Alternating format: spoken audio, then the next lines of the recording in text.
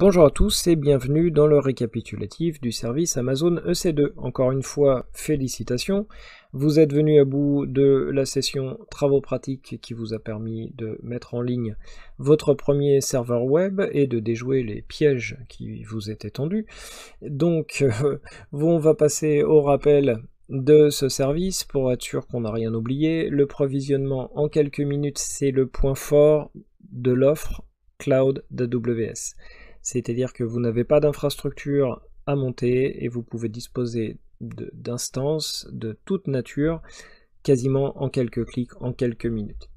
Aussi, ce service est redimensionnable. Vous allez pouvoir, avec les services que l'on va voir plus tard comme l'autoscaling, redimensionner pour mettre à disposition plus de ressources.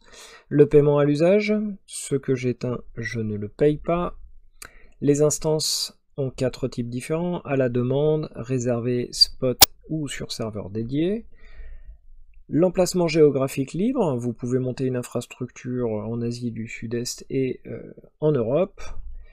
Le système principalement utilisé Windows ou Linux.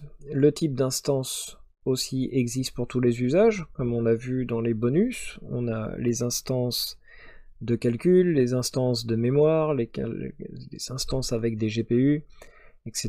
Donc on a vraiment tout type d'instance pour répondre à tous les besoins. Ensuite, dans les cas d'usage, principalement des serveurs web et des serveurs applicatifs, c'est ce qui tourne sur les instances EC2 d'AWS. Beaucoup de bases de données aussi, évidemment, mais comme on va voir le service RDS, il s'agit non pas des bases de données que les clients trouvent dans le service RDS, c'est plutôt des bases de données qu'ils utilisent eux-mêmes.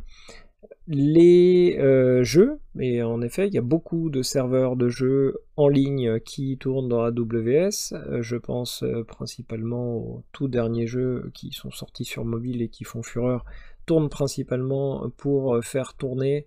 Le cas d'usage qu'ils ont, c'est les statistiques sur les joueurs. Voilà. Alors là, toutes les statistiques sur les joueurs tournent sur des instances EC2. Des serveurs de messagerie, des serveurs de fichiers, de documents qui permettent dans le stockage EBS qu'on a vu, de stocker des fichiers de documents pour pouvoir les partager ou les donner accès à nos utilisateurs.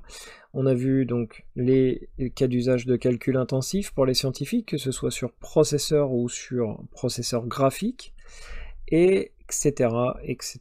Donc encore une fois, félicitations. Ceux qui ont le temps, on peut passer au service suivant, et pour les autres, eh bien, je vous dis à très bientôt.